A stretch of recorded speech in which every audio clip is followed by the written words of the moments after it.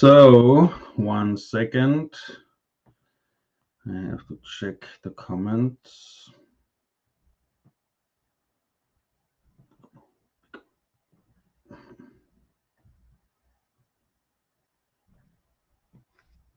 Yes, very nice.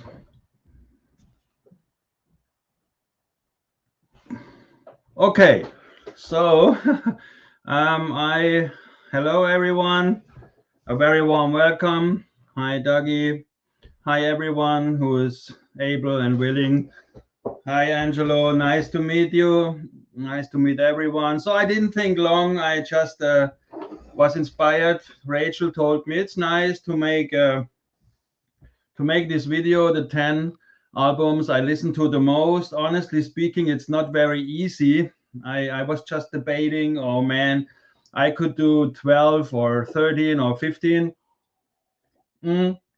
So I went straight to my cupboards, to my records, and I followed my heart, and I thought, okay, I check out the 10 records, which really I find myself mostly picking up. Of course, there are more, and of course there are records I will now remember, and I think, oh man, I should have put this. But this is the beauty of spontaneity. I will go straight through it. I like a live stream much better than going in a sterile simple video. I just want to present it nicely as a live video with the interaction if someone has a question or a comment. So the first one I want to present is The Cult, the electric album produced by Rick Rubin. This is really one of my favorite albums of all time. I can honestly say it has such a fantastic production. I love how this album is produced. From every instrument is beautifully transferred on the vinyl here. Rubin did a fantastic job with this wonderful, wonderful record. Of course, they wanted to be a little bit AC/DC-ish, but the sound, I think they nailed it. And this album ranks really, really high in my collection because it's just a kick-ass, groove as hell album, and I love the sound of it. I love all songs except maybe the cover. I think, what is it called? The Steppenwolf cover, but it's not a bad cover at all. So why I picked this is because with this album, I always, when I get a new turntable or a new cartridge, I always want to hear this album and several of the other ones. But this is one I'm so much familiar with.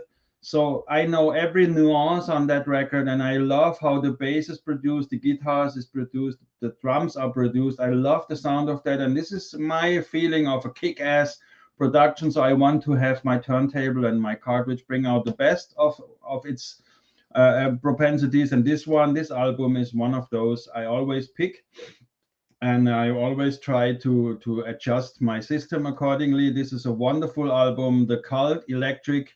I don't rank these 10 which will follow now. This would be stupid, but this is one of my most favorite albums, and this was number one now in the chronological order of presenting the 10 most listened to albums. Number one, The Cult, Electric. So I listened to this album many, many times.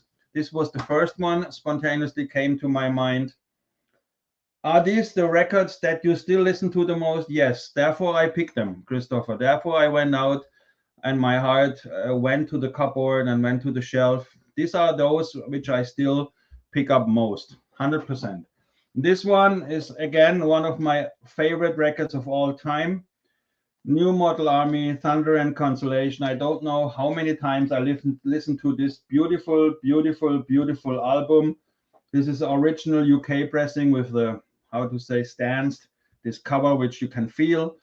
This is really such a beautiful record, such wonderful songs. This is again one album I know every song by heart, the lyrics. This is 1989 when I graduated from high school. So many beautiful albums in that year: Cure, Bad Religion, New Model Army. This one really floored me when I heard it, and I still love this record. It has a beautiful sound, it has emotions, the green and the gray Stupid Questions, 225. Really, really, this album is wow, fantastic. This is, yeah, if you don't know this one, get it. Get the Ghost of Cain, get Thunder and Consolation, get Impurity and Love of the Hopeless Causes. Fantastic band, fantastic album. Thunder and Consolation would be my pick number two for the most listened to albums in my life and one of my favorites of all time. I Love the World is the opener. Beautiful song, stupid three questions. And still, Justin Sullivan is still at the pulse of time in the zeitgeist. It's so critical. Listen to Stupid Question, listen to 225, and really, yeah, he has a great mind and he writes really, really cool lyrics, applicable, timeless lyrics. Vagabonds is a fantastic song with the hi Fabio with this wonderful violin part. Archway Towers, Family Life, man, such. This is a 10 out of 10, 100% for me, 10 out of 10 album. Number two, Thunder and Consolation, New Model Army. Of course, now I pick this one. I listened to it so many times and so many different pressings. US. This is the original second pressing on the UK Swirl, original Swirl. It's not the first one with the Philips credit. Too expensive for me, but this is a really cool pressing near mint with the original Swirl inner sleeve. And I'm glad I found this one in pristine condition. As you can see, I was happy to find this one in true near mint. I know some people don't label albums as near mint, but this has nothing on it, so I label it as near mint. This is my number three, Black Sabbath's debut album, of course. So many times I listened to that record. This is a milestone. This is the beginning of metal for me personally. Subjectively, when I listen to it, the thunder and lightning, Ozzy coming in, Devil on the bed and next to the bed. This is really as heavy as it gets for myself, and the production was done in I think 1 week or 2 weeks, something like that. Phenomenal debut album. Very oftentimes I listen to this fantastic album. So this would be my number three. Black Sabbath debut album number three. Fantastic. This is the Swirl, I said, second pressing of the UK Swirl label. I have it as the Sanctuary Castle release, I have it as the US pressing and as the Rhino pressing, and still this is the winner. The UK first pressing would win, of course, but the second pressing is still fabulously sounding, nicely followed actually by the Rhino from I think how is it called Ron McMaster, I think, produced the Rhino reissue, which comes very close to this original UK pressing. But if you find the UK pressing, this is the one to go. The first, the third, the second, and the third, and the fourth pressing all sound very good. The fourth pressing has the little swirl on the other side. So this one sounds fabulous. This would be my pick number three. I listened to that album so many times. It has to be in the top 10 of the most listened to albums. Number three, Sabbath. I have to write it down because otherwise I will forget. Number three was Sabbath. Yes, Sabbath, number three. Hi, Jason. Not much. You have missed number one, John Simpson, number one. Pickup number one from the 10 most listened albums was The Cult Electric. Number two was Thunder and Consolation from New Model Army. And number three was Black Sabbath's debut album, which is really, I love Volume 4 more and Sabbath Bloody Sabbath, but from all of them, I listen to this one the most, interestingly enough. Number four would be this Uber thrash album. I know it by heart. I feel a little ashamed as a man of faith to know this dark album by heart lyrically. So this one is Slayer, Rain in Blood. I remember the first time. Yeah, I can clearly remember the first time this came out. My friend and I, we were reading the Metal Hammer, the German magazine, in 1986. Short before the Master of Puppets release. We heard that this is coming out, and we went. It rained it really rained a lot, and I said he has a little motorbike, and I sat behind him on the motorbike, and we went to the next town with the next record shop, like 15 minutes on the motorbike in the rain. And of course, it was not raining, raining blood. It was raining like anything. So we went there, and both of us bought that record, and we went home and we listened to Angel of Death, and we were blown away by the sound. Even on our systems back then, it blew our minds and still blows my mind. This for me is the best produced thrash metal album of all time. It has the best sound, the best songs, and the hardest and fastest kick-ass songs on a thrash metal album. This is my highlight when I listen to Slayer. I mostly pick up this one. It's easily one of the 10 most listened to records in my collection, because it's just a brutal attack on your eardrums. It's really a fantastic, from minute 1 to minute 29, kick-ass thrash metal. Number 4, Slayer, Rain in Blood, produced by Rick Rubin. Fantastic. So then number 5 would be Iron Maiden, Peace of Mind, especially for John Laidlaw. His most favorite album, John Laidlaw's most favorite album, would be Peace of Mind, because of the trooper he loves, this World War II memorabilia and the flights and the jets. And no, I'm kidding. He hates Iron Maiden, I know. So this one is my most listened to Maiden album, next to Number of the Beast, because it sounds wonderful, and I also use it to adjust my system, because it has a beautiful, warm analog sound done by Martin Birch. It has spectacular songs on it. Each song of this album is a killer. You know, all of them, Where Eagles Dare, Revelation, Flight of Icarus, all songs, no filler, only killer. This would be my number 5, Iron Maiden, Peace of Mind. This is definitely my favorite, my most listened to, maybe not my favorite one, because it changes a lot, but this is my most listened to Maiden album of all time. Power Slave, of course. The first 6 Maiden albums are anyway untouchable, but this one is original UK first pressing. John, I know, I was just kidding. No, I know you don't like Maiden. So, but I love this one.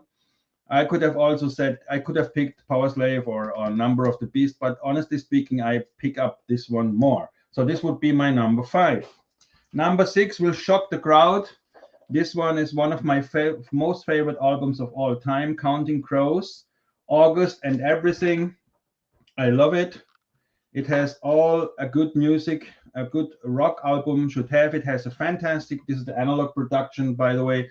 This is a fantastically produced rock pop album, in my humble opinion. There is no, I really love the atmosphere. Somewhere in time and Seventh Son of a Seventh Son are all first 6 Iron Maiden albums are classics, but I have to pick the one I listen to most, Christopher. So I decided Peace of Mind definitely was my pickup from the most listened to, not my favorite one, my most listened to. So do what you will with that. So this one is Counting Crows, number 6.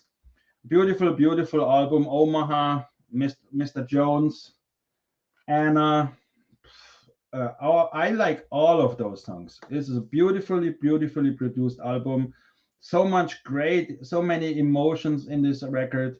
Yes, I really have to say this is one of my favorite albums of all times. Counting Crows, August and Everything. This is the 45 version 2 double album by Analog Productions. I love this album very, very much. Counting Crows, August and Everything, number 6. Number 7, and now another surprise maybe for the people in the crowd. This one is a record I listened to so many times, and I still do, because I love this record, Queensryche, Rage for Order. Now, if Patrick the vinyl archivist is listening and other people are listening, they will now shit on me, because of course Queensryche means Operation Mindcrime. But no, for me, it means Rage for Order. And you see, €4 for such a beautiful, beautifully produced metal album, which I listened to from beginning to end. Only beautiful, beautiful, beautiful, beautiful songs. It's in its own category. I cannot tell what is the category. It's not really metal. It is more a mixture between metal and, rock, or also some pop influences are there, but this one is a really, really fantastic one. Yes, The Warning. I love The Warning. I love this one. I love Operation Mindcrime. These are three beautiful records. But this one I listen to definitely the most. Definitely the most. I remember driving with my parents to a holiday, to vacation in Italy, and I only had a cassette player, a Walkman, and only one tape, a 60 tape of Queensryche Rage for Order, and I listened to 9 hours. I listened to it from beginning to end, and I just turned around the tape and I turned around the tape until we were there, and it never got me sleepy or boring because I love every song on this album. It has such great songs, Walk in the Shadows, I Dream in Infrared. Every song is loaded. For me, I'm just saying personally with emotions, and I connect to this album very, very much. This would be my seventh pickup, Queensryche Rage for Order. I listened to that one so many times. Of course, the last three are classics, I have to say. I have to be honest. The next one is Led Zeppelin, number 8, the debut album. This is my favorite pressing. This is the earliest strawberry pressing, no barcode, German strawberry pressing. It defeats, in my humble opinion, the UK Plum, and it's only better a little bit. Some like George Pyrrhus Monarch pressing a little bit more, but this one I even prefer more than the Pyrrhus pressing. It has much more presence. It is more smooth, and it has the same soundstage, the same room, the same feeling of the room. If you look for a beautiful value for money, the strawberry first German pressing in strawberry. Check Discogs for the first one, which mentions strawberry. This one is such a great sounding album. I have the UK Plum, I have the George Pyrrhus Monarch. I have so many. I have the Bilbo Zeppelin. This one is for me the best one, definitely. And the second one would be George Pyrrhus's US pressing on Monarch. And I listened to this album so many times. My favorite Led Zeppelin record. It has this bluesy atmosphere all around. This is really, really fantastic. This would be my number 8. Led Zeppelin debut album, of course, fantastic. Next one is a no-brainer. Again, one of my favorite records of all time, and also one of those I listened to most of my life from AC/DC. Back in Black. This is the gigantic Albert Productions Maxi Cut first pressing, Australian pressing. This is really, really cool one. From AC/DC. There are many albums from AC/DC I love. Highway to Hell, the first with Bon Scott, High Voltage, Power Age. I love so much. But when I in retrospective, if I think about it, most of the time from all my AC/DC albums, I listen to Back in Black, because for me, honestly speaking, this is the perfect hard rock album with 10 songs, and each song is 10 points straight across. So this is really, really fantastic. Rich, I didn't rank the 10 pickups which I picked now. I just randomly picked them out and I randomly present it. This is not number 1 or number 2. This is my pick number 9 when I went to the shelves was AC/DC Back in Black. It's hard for me to rank them in favorite order, but this is high on my top, definitely in my top 10 albums of all time. But here it is number 8. If you don't find the Australian maxi cut Back in Black, find the Robert Ludwig US pressing. It is really also fantastic. But this one I was looking for because Patrick, the vinyl archivist, he told me that this sounds beautiful. So I hunted down one near mint copy of this one, Back in Black, and he didn't disappoint me. It sounds incredible. Yeah, Wish You Were Here would also be on the list. Many Pink Floyds would be on the list, but honestly speaking, all those I picked, I listened to more. So now the last one, my favorite record of all time, Metallica, Master of Puppets. I think this is the record I listened to most in my life. When I look back, when it came out permanently on rotation, well, I think for me, with Rain and Blood, this is the best thrash metal album. You cannot even really, yeah, it is thrash metal, but I'm not good with the categories. But this one is maybe my favorite album of all time, Master of Puppets. This is the white label promo pressing. Again, I'm thankful to Patrick, the vinyl archivist, who introduced me to this one, it sounds perfect. I have the Roadrunner, I have the Music for Nations, I have the reissue from Chris Bellman, which sounds top notch, by the way.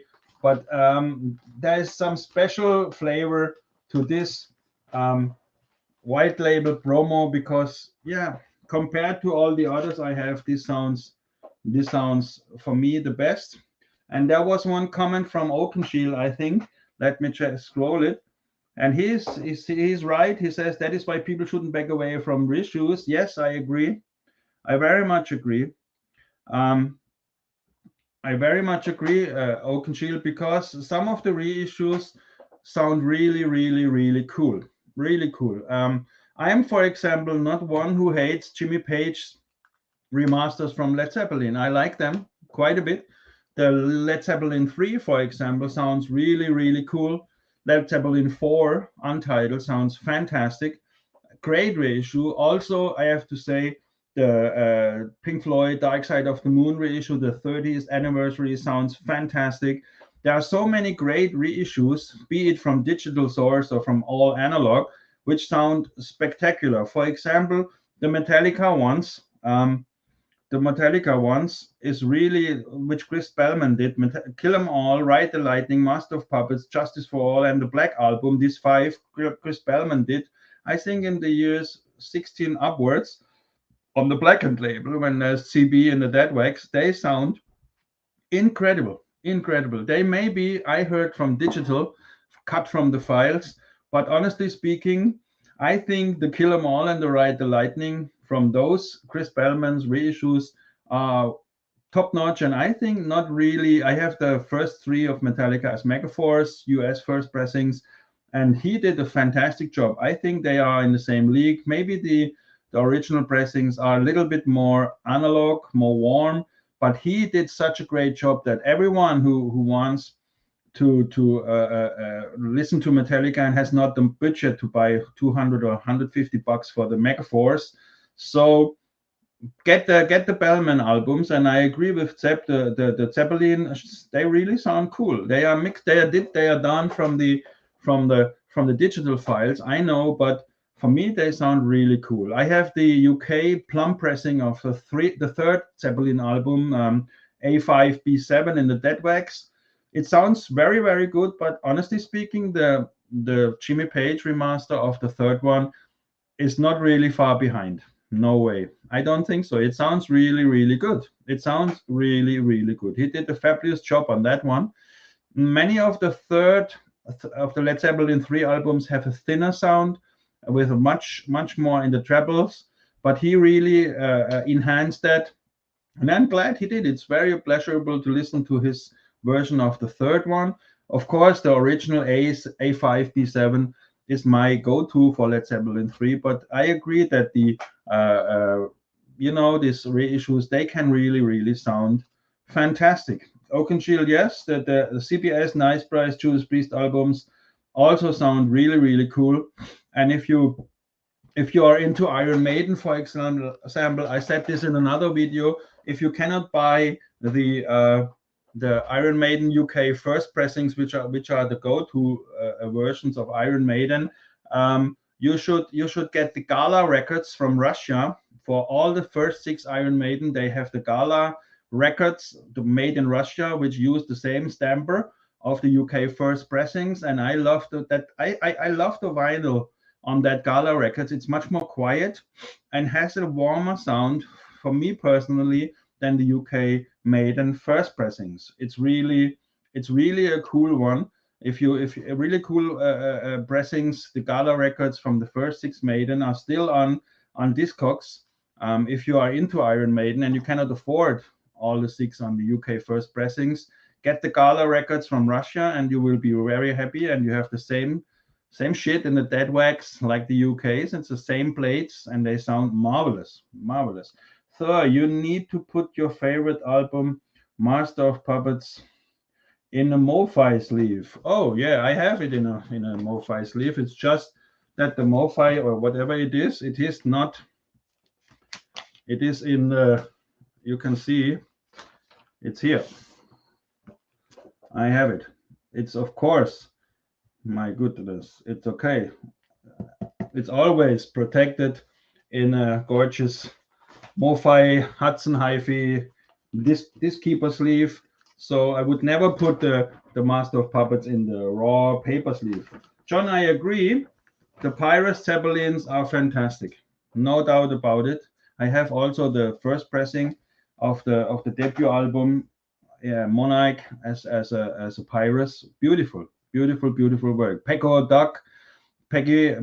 Duck, Porcam. Yep, they are also really, really cool. There are so many cool ones. So I will just go through it again. Number one was the Cult Electric. Number two, New Model Army, Thunder and Consolation. Number three, Black Sabbath, debut album, Slayer, Rain and Blood. Iron Maiden, Peace of Mind. Counting Crows, August and Everything. Queensryche, Rage for Order. Led Zeppelin debut album. AC/DC, Back in Black, and of course, Metallica, Master of Puppets. Yes, I agree. Hi, Sam Squatch. I agree very much. Oakenshield, George Pyrus, Zeppelin are really, really cool. And honestly speaking, you are right. Strawberry pressing, every strawberry pressing of Led Zeppelin I heard, the debut, the second one, for the fourth one, for Houses of the Holy, all of those sound exceptional. Also, the German strawberry pressing of Houses and the Holy is by Robert Ludwig, cut by Robert. It has the same Robert Ludwig cut in the Dead Wax. So Houses of the Holy, if you find a German strawberry, my friend Rich can attest to that one. The German strawberry Zeppelins, it's excellent, excellent value for money. If you find them somewhere, they are really, really cool. I heard it's a pressing plant in the UK with German German sites in a German country.